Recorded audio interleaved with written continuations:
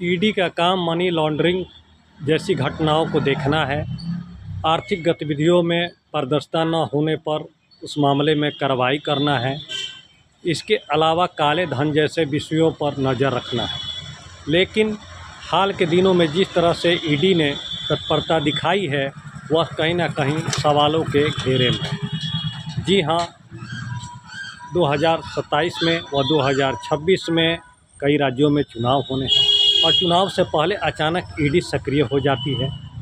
हाल ही में पश्चिम बंगाल में जिस तरह से ईडी के घटनाक्रम के बाद मुख्यमंत्री ममता बनर्जी और ईडी आमने सामने हैं, तो वहीं असम में, पुडुचेरी में, तमिलनाडु में, केरल में 2026 में ही चुनाव होने हैं और मिल रही जानकारियों के अनुसार वहां भी ईडी ने पुरानी फाइलों को खंगालना शुरू कर दिया है। तो सवाल उठता है कि क्या ईडी किसी राजनीतिक दबाव में काम कर रही है? अब विरोधी पक्ष तो यही कह रहे हैं। विरोधियों का कहना है कि ईडी का काम आर्थिक अनियमितताओं को देखना है, काले धन पर रोक लगाना है, मनी लॉन्ड्रिंग जैसे मामले को देखना है।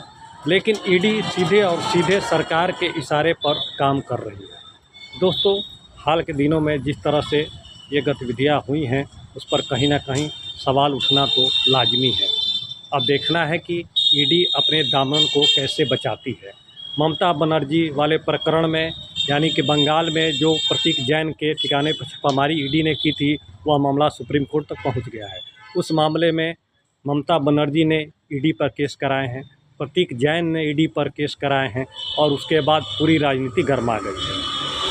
तृणमूल कांग्रेस ने तो बाकायदा ईडी के खिलाफ मोर्चा ही खोल दिया है।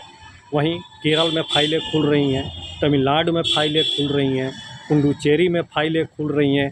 असम में भी विरोधियों को यह डर सता रहा है, ख़ासतौर से कांग्रेस को, कि कहीं ईडी यहाँ भी बदले की भावना से कार्रवाई शुरू न कर दे। दोस्तों, ईडी और सीबीआई केंद्रीय एजेंसियां हैं, समय समय पर इनके दुरुपयोग को लेकर सवाल उठते हैं।